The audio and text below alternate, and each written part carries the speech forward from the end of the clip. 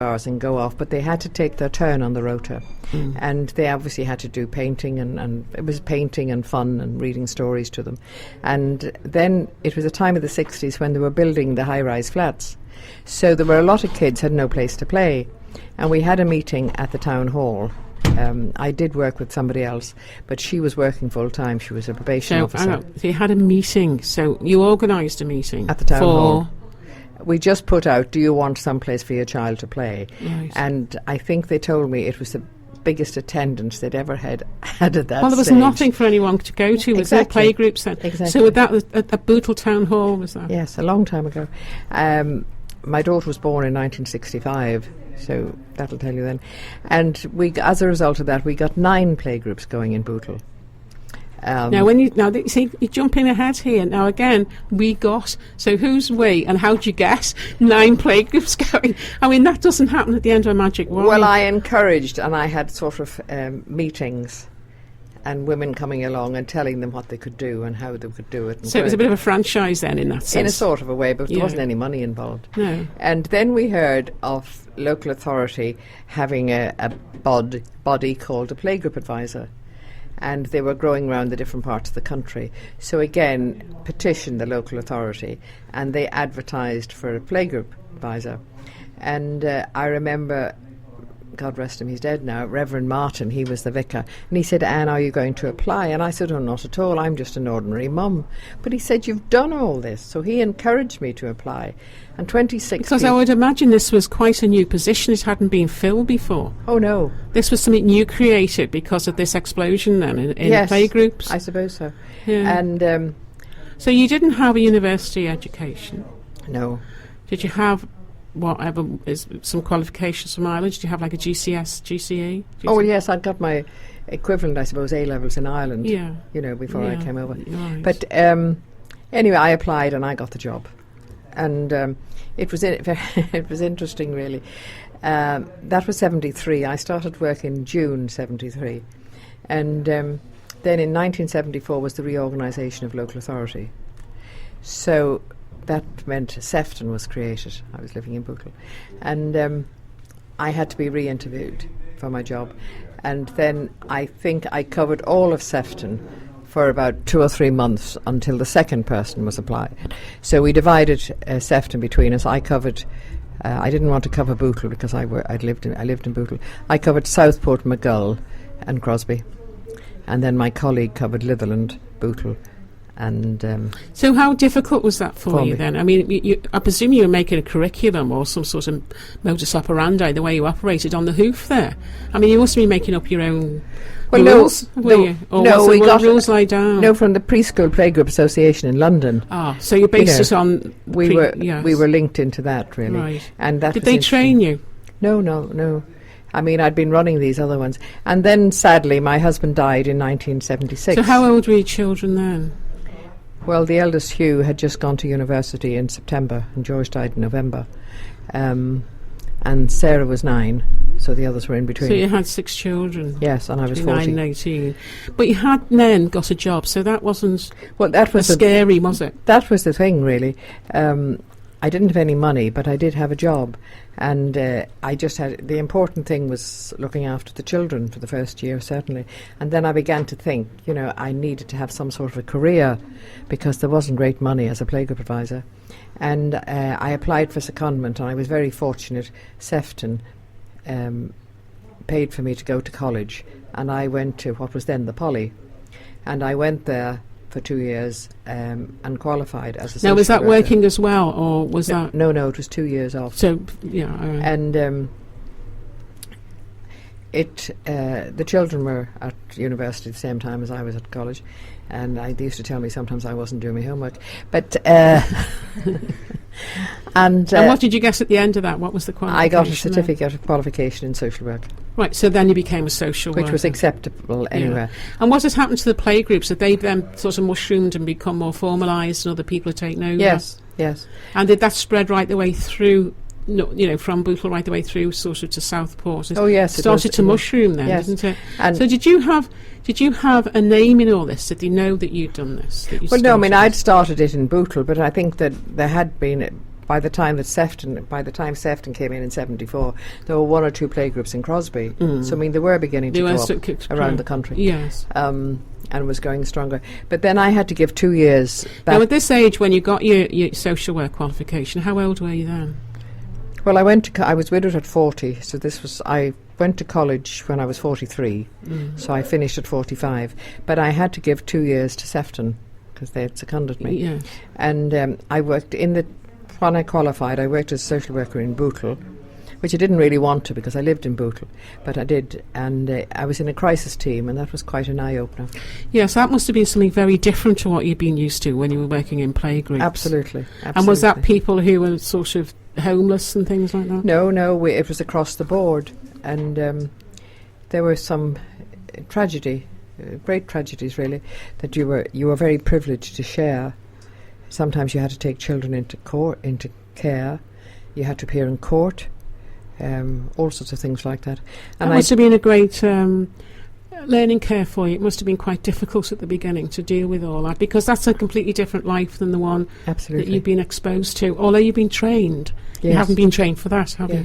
And I mean, it was quite an eye-opener to visit perhaps people only a couple of streets away from me, living very different lives. Yes, it's very unusual. I always think that sometimes you don't really know what's on your doorstep, do you? Exactly. It was an eye-opener. And I was there for about... I was in the crisis team for about 18 months. And do you think you did valuable work? I hope worth so. Doing? Yes, it's funny you should say that, because a couple of months ago I've been looking through some files and I found references that one of my old bosses wrote for me. And I thought, he must have thought I was doing a good job, because the reference was super. I've actually copied them out and given them to my daughter. Yeah, so there you are, you see. You say to them, now you should respect your mother. Oh, yes, they do. They do acknowledge it. They do. I'm sure they do. Then I went to work as a social worker at Fezzackley. That's in the hospital? Yes, as the gynae and the maternity. Now, did you just apply for that job and it came up and you went for it? Yes. And because I realised that the job in Bootle was quite exhausting and demanding. You were really in all sorts of situations, perhaps for dealing with suicides and a lot of court work, and it was. And I went to Fezzackley and worked there, and then after a while. I saw a job in London, under 5s. Now, by now, had your children all left home? You had one, Emily, I think, at home. No, Sarah, the youngest one. Yeah. Yes, the others were at university. So you were freer from that point of view. Yes, but Sarah was at boarding school, because I'd been at boarding school. The kids had always wanted to go to boarding school. And because I was only on my own, I didn't have very much... I had no family support, and I suppose I wanted to make them independent like I'd been. Because you felt it was only you, so they would have to be self-reliant. That's right. And Sarah went to boarding school in Alnwick, in Northumberland, for 2 years, and then she rang me and said that she didn't want to stay on. She wanted to come back, and I realised if she came back, she'd be going back into the same school. There wasn't much point. And I happened to see a job in London.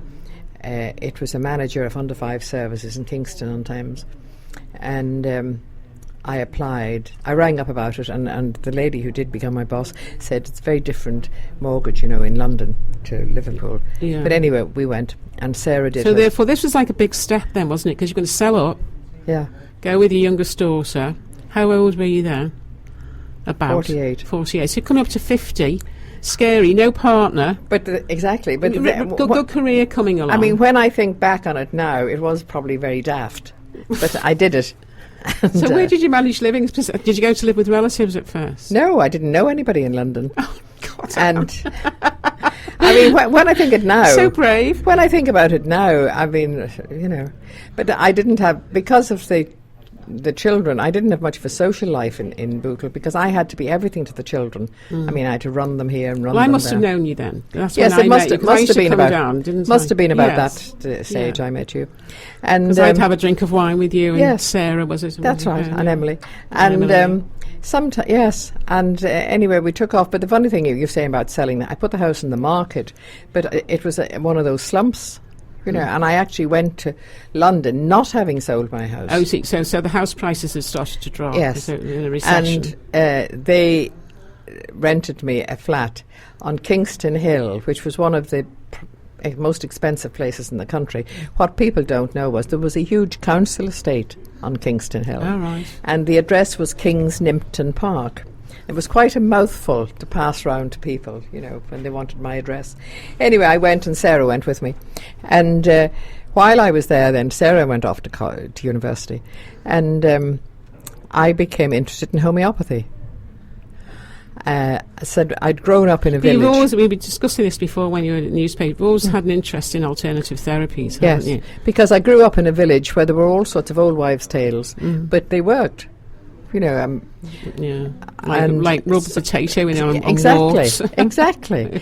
And I'd grown up with this, so somebody introduced me to homeopathy, but I couldn't afford a London mortgage, and to study homeopathy. Yes. And then I found there was one in Manchester that I could do at weekends. So how long were you in London then for? 3 years.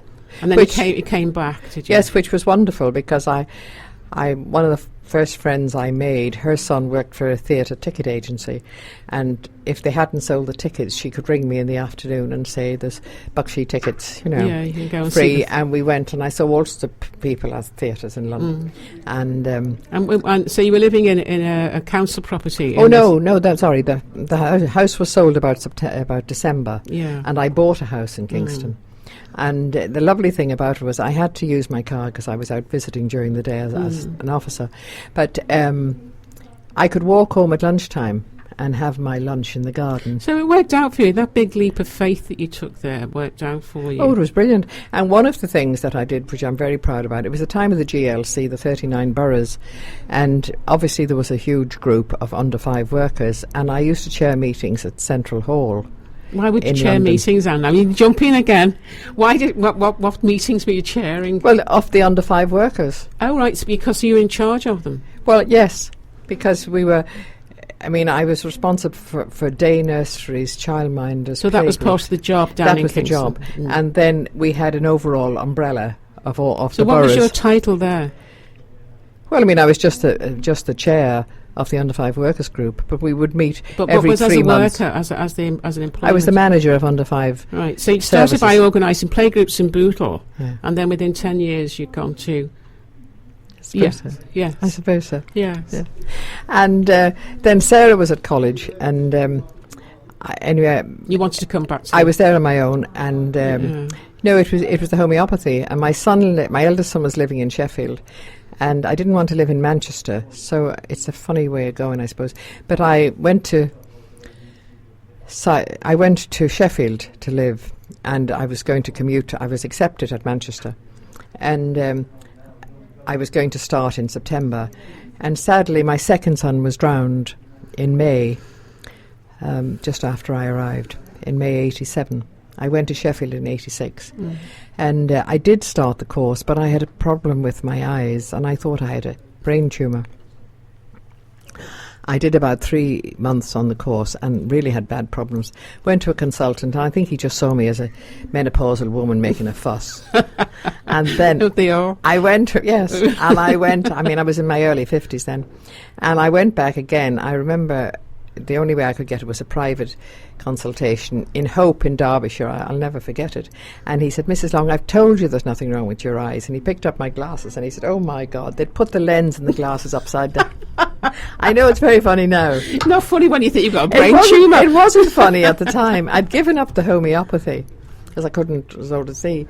And he said to me, I would sue them. So I did. And that's where I got my money to go on my first cruise.